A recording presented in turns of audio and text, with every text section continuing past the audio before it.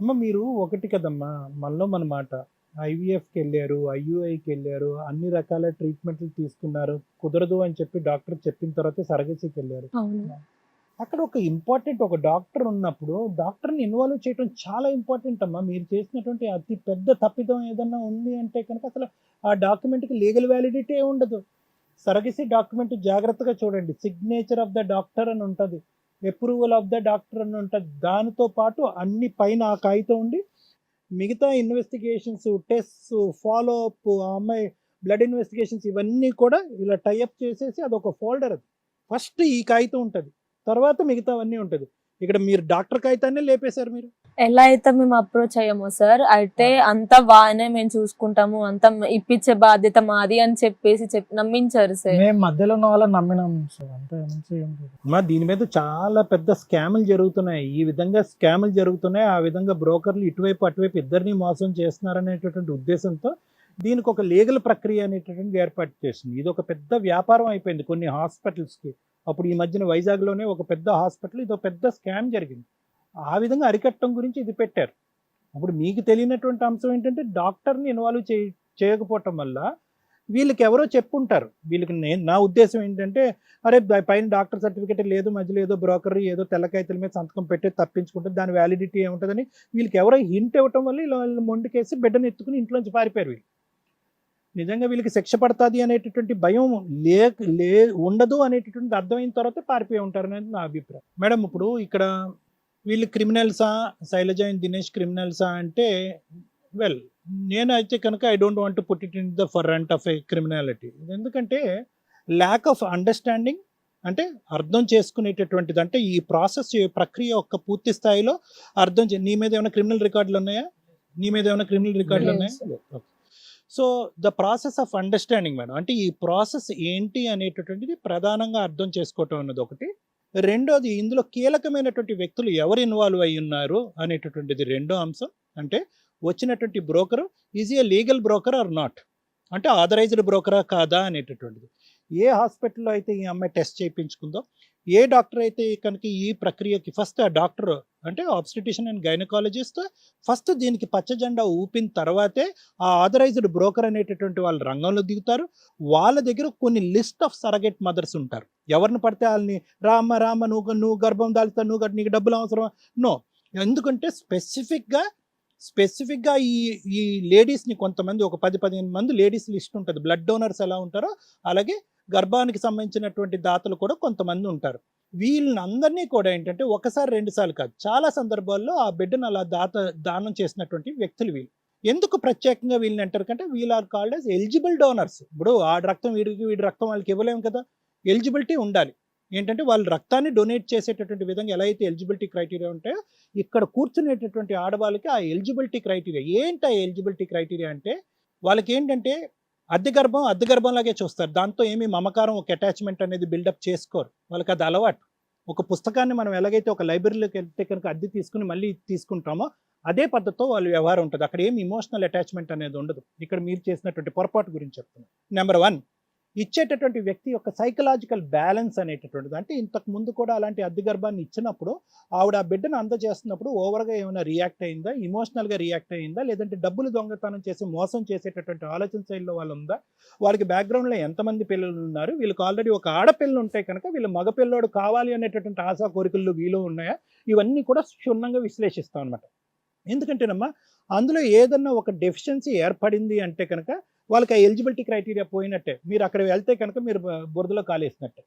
So ఇక్కడ ఏమైంది అంటే కనుక ఆ ప్రక్రియ ఇక్కడ పక్కదో పట్టింది. సో దాన్ని నేను ప్రొసీజరల్ మిస్అండర్స్టాండింగ్ అంటున్నాను. సో వాళ్ళకి ఏంటంటే కనుక ఇక్కడ వీళ్ళు ఎవరో మధ్యన ఒకడు వచ్చాడు, వాడి డబ్బుల గురించి వాడు తిన్నాడు, వాళ్ళకి పడేసాడు. వాళ్ళు అక్కడితో వాడిది అయిపోయింది, వాడి జంపు జిల్లాని వాస్తవానికి ఆడిని కూడా ఇక్కడ కూర్చోపెట్టాలి. పెద్ద క్రిమినల్ ఎవరన్నా ఉన్నాడంటే మిమ్మల్ని బక్రా చేసి చీటింగ్ చేసిన వాడు మీలాంటి ఆడవాళ్ళని ఎంతమంది చీట్ చేశాడో నాకైతే తెలియదు.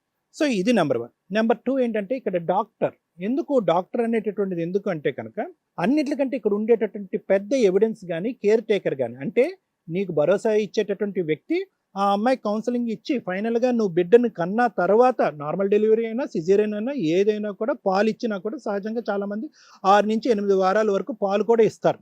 ఆ పాలు కూడా ఎలా ఇస్తారు అంటే కనుక బిడ్డ ఈవిడ దగ్గరే ఉంటుంది, పాలిచ్చే సమయంలో నీ వరకు వస్తుంది అంతే. ఆ ప్రక్రియ కూడా ఉంటుంది. అంతేగాని కంటిన్యూస్గా నా ఒళ్ళోనే ఉంటుంది, నా బిడ్డ నా చేతుల్లోనే ఉంటుంది, నేను కంటిన్యూస్గా పాలిస్తానంటే ఏంటంటే ఆ పాలు ఇచ్చేటటువంటి ప్రక్రియ ఏంటంటే ఒక తల్లికి బిడ్డకి ఏర్పడేటటువంటి ఒక మాటల్లో చెప్పలేనటువంటి ఒక బాండ్ ఏర్పడిపోతుంది. అందుగురించి మనం ఏమంటాము, పిల్లల ఎదుగుదల మానసిక పరమైనటువంటి ఎదుగుదల కూడా పిల్లలకు కావాలి అంటే తల్లిపాలు 6 నెలల వరకు లేదంటే 8 నెలల వరకు ఇంపార్టెంట్గా ఇవ్వాలని ఎందుకంటాం అంటే కనుక ఆ బాండ్ గురించి అనమాట. That is called as the bond.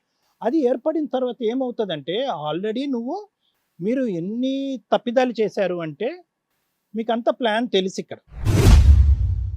ఇక్కడ ఏంటంటే కనుక మీకు ఒక పెద్ద ఇక్కడ ఎందుకు దీన్ని డబ్బు విషయం కాకుండా చూడాలి అనేటటువంటిది గవర్నమెంట్ కానీ, డాక్టర్స్ కానీ, లీగల్ అథారిటీస్ కానీ దీన్ని వ్యాపారం కింద చూడొద్దు అని అంటారు మేడం. చూడటానికి ఇది వ్యాపారంలో కనిపించిన వ్యాపారం కింద చూడొద్దు అని అంటారు. ఎందుకంటే కనుక ఎప్పుడైతే కనుక డబ్బు ప్రయారిటీ అనిపిస్తుందో, నేను ఒక దాతని, నేను ఒక డోనర్ని అని అనుకోవాలి. మీకు డబ్బులు ముట్టినా కూడా అది మీరు యోగక్షేమాల గురించి, మిమ్మల్ని ఇన్షూర్ చేసుకోవటం గురించి, మీ సేఫ్టీ గురించే మీరు డబ్బులు తీసుకుంటారు కానీ అది వ్యాపారం కాదు. ఆ విధంగా చూస్తారన్నమాట. ఎప్పుడైతే కనుక ఇక్కడ డబ్బులు అవసరం అని పడిందో, మీరు ఆల్రెడీ ఫైనాన్షియల్ నీడ్లో ఉన్నారు, డబ్బులు కావాలి, అర్జెంటుగా డబ్బులు కావాలి, ఏంటి అనేటప్పటికి ఒక చండాలుడు ఎవడో వచ్చి ఒక తప్పు ఐడియా మీ బ్రెయిన్లో పెట్టేట్టుగా, అబ్బాయి ఇంత ఈజీయా, దీనికి మించింది ఏంటి అని చెప్పి దాంతో ఏంటంటే మీరు అన్నీ మర్చిపోయారు. ఒక్కసారి ప్రెగ్నెంట్ అయ్యారు. ప్రెగ్నెంట్ వచ్చాక అక్కడ ప్రక్రియ ఒక పద్ధతి ప్రకారం వెళ్ళలేదు అనేది మీకు అర్థమైంది. ఇక్కడ డాక్టర్ లేడు, దీంట్లో ఎంతవరకు వ్యాలిడిటీ ఉంటుంది, ఆ కాగితాల్లో ఎంత వ్యాలిడిటీ ఉంటుంది, వాళ్ళు వెరిఫై చేసుకోలేదు, మీరు వెరిఫై చేసుకోలేడు, సంతకం పెట్టినటువంటి బ్రోకర్ గాడు జంప్ అయిపోయాడు డబ్బులు తీసుకుని. సో ఆటోమేటిక్గా ఏంటంటే ఒకప్పుడు అబ్బాయి పుడితే కనుక ఏ విధంగా ఆలోచించాలి అనేటటువంటి ఆలోచన ముందుగానే మీ బ్రెయిన్లో ప్లాంట్ అయిపోయింది. అదే ఇందాక మేడం ఏమన్నారంటే ఒకప్పుడు ఆడపిల్ల పుట్టుంటే కనుక డైరెక్ట్గా ఇచ్చేసి ఉంటుంది, 2 ఆడపిల్లలు ఎందుకు, ఒక అమ్మాయి కావాలనుకున్నారు. సో అది ప్లాంట్ అయింది మీ బ్రెయిన్లో. ప్లాంట్ అయిన దగ్గర నుంచి ఎప్పుడైతే మీ చేతిలో డబ్బులు పడ్డాయో ఇంకా అక్కడి నుంచి ఏంటంటే ఏదో విధంగా ఒక వాదనకో ఒక టెన్షన్కో దింపేసి ఈ బిడ్డను మనం ఓన్ చేసుకుందాం అనేటటువంటి సైకలాజికల్ మెంటాలిటీలో నువ్వు ఆటోమేటిక్గా దిగిపోయావు. సో ఏంటంటే ఇచ్చేయాలి మొదటి రోజు నుంచి, కన్సీవ్ అయిన దగ్గర నుంచి మొదటి రోజు నుంచి చివరి వరకు నా బిడ్డ కాదు ఫైనల్గా నేను ఇచ్చేయాలి అనే సైకాలజీలో ఉంటే కనుక ఈరోజు నువ్వు మా దగ్గర కూర్చోవు, ఈ అమ్మాయిని ఇలా అల్లరి పెట్టావు. కానీ మొదటి రోజు నుంచి చివరి వరకు డబ్బులు చేతుల్లో పడినాయి కాబట్టి ఒకప్పుడు అబ్బాయి అయితే కనుక ఉంచేసుకుందాం, అబ్బాయి అయితే ఉంచేసుకుందాం అని చెప్పి మీ లోపల మీరిద్దరు మెంటల్గా ప్రిపేర్ అయిపోయారు. ఇది ముందు నుంచి జరిగినటువంటి మెంటల్ ప్రిపరేషనే. డెలివరీ అయిన తర్వాత అబ్బాయి కాబట్టి మీరు ఆటోమేటిక్గా కన్ఫర్మేషన్కి వచ్చేస్తారు. ఇది జరిగినటువంటి అంశం. సో కాబట్టి ఇక్కడ ఏంటంటేనమ్మా, స్టార్టింగ్లో మీరు క్రిమినల్స్ కాదు, మీరు చీటర్స్ కాదు అని అనకపోయినా కూడా ఎక్కడో అక్కడ పడినటువంటి ఒక ఆశ, కోరిక, ఆ అమ్మాయి బహుశా స్ట్రాంగ్గా ఉంటే దినేష్ ఇలా మాట్లాడు. కానీ ఆ అమ్మాయి ఏంటంటే ఏమండి అబ్బాయి ఉంటే బాగుంది కదండి, నేను కని పెంచేటటువంటి అబ్బాయిలాగా ఉంటే కనుక ఎంత బాగుంటుందండి, పాలు ఇచ్చేస్తే కనుక వీళ్ళు కూడా పాలు ఇచ్చేయడానికి అలవెన్స్ ఇచ్చేసేటప్పటికి ఈ అమ్మాయి మాట్లాడటానికి మాటలు లేనటువంటి ఈ అమ్మాయి తెలియకుండానే ఒక బంధాన్ని, ప్రేమని పెంచేసుకుని ఈరోజు వీళ్ళు మెడ చుట్టూరుని ఉచ్చుతాడు బిగించింది. నేను చెప్పేది ఏంటంటే నాన్న, ఇక్కడ ప్రక్రియ లీగల్గా జరిగిందా, ఇల్లీగల్గా జరిగిందా, డాక్టర్ ఉన్నాడా లేదా అనేటటువంటి అంశాలు తాత్కాలికంగా పక్కన పెడదాం మనం. ఎందుకు అంటే కనుక ఇక్కడ ఒక ఎథికల్ బ్యాక్గ్రౌండ్లో మనం ఆలోచించుకుందాం. ఇందాక నేను మొదలు పెట్టే ముందు నువ్వు క్రిమినలా నేను అడిగాను. ఎందుకు అంటే కనుక మీకు ఆ క్రిమినల్ రికార్డ్ లేదు. ఇప్పుడు కొత్తగా ఆ బిడ్డను కాపాడుకునేటటువంటి ప్రయత్నంలో మీరు క్రిమినల్ రికార్డ్ సంపాదించేటటువంటి ప్రయత్నం అయితే కనుక పెట్టుకోకండి. అర్థమైందా? వీళ్ళకి ఎంతవరకన్నా కసి కోపాలు ఉంటాయి. మీ కుటుంబ సభ్యులు తెలియదు, వీళ్ళు మొత్తం కుటుంబ సభ్యులు తెలుసు, వాళ్ళందరూ మీ మీద పడవచ్చు.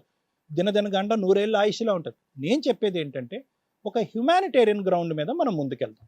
ఎప్పుడైతే సంతకం పెట్టామో ఈ బిడ్డ నా బిడ్డ కాదు అనేటటువంటి ఉద్దేశంతోనే మీరిద్దరు సంతకాలు పెట్టారు. మీ ఇద్దరు ఆ బిడ్డకి తల్లిదండ్రులు కాదు అనేటటువంటి ఉద్దేశంతో సంతకం పెట్టారు. అదే ఆలోచనతో సంతకం పెట్టారు.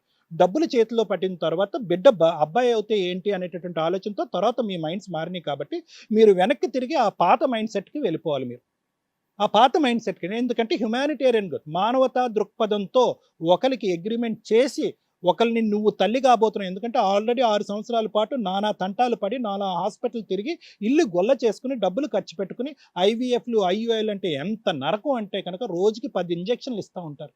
అంత భయంకరమైనటువంటి వాతావరణంలో ఒక తల్లి వచ్చి ఈరోజు కూర్చుని 9 నెలల పాటు నా బిడ్డ నా ఇంటికి వస్తాడని కోరికగా ఆశపడుతూ ఉంటే కనుక సడన్గా అస్సలు మీ బిడ్డ, మీ ఆడపిల్లే నీ పక్కన పుట్టినప్పుడు సడన్గా ఎవరో పరాయి స్త్రీ వచ్చి నీ బిడ్డను లాక్కుని పారిపోతే నీకు ఎలా అనిపిస్తుందో సేమ్ పొజిషన్ ఈరోజు ఈవిడికే పొజిషన్.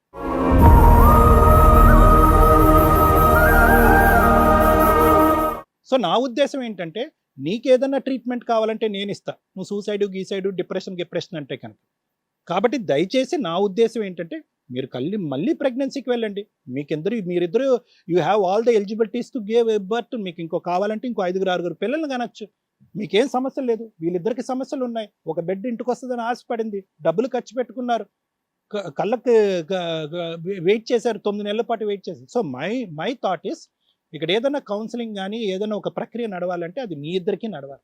దాని వెనకాతలు ఎటువంటి లీగాలిటీ ఎటువంటి మెడికల్ ఫార్మాట్ ఉందనేది నాకు అనవసరం. బిడ్డను ఇమీడియట్గా వాళ్ళకి ఇచ్చేసేయాలి. ఆ తర్వాత నీ మెంటల్ స్టేట్ ఎలా ఉన్నా కూడా కాపాడేటటువంటి ప్రయత్నం, ఆ మెంటల్ స్టేట్ ఇంకో విధంగా వెళ్ళకుండా నీ భార్య సూసైడ్ చేసుకోకుండా చూసుకునే బాధ్యత నాది. ఇది నేను అనుకునేటటువంటి ప్రక్రియ. Thank you sir.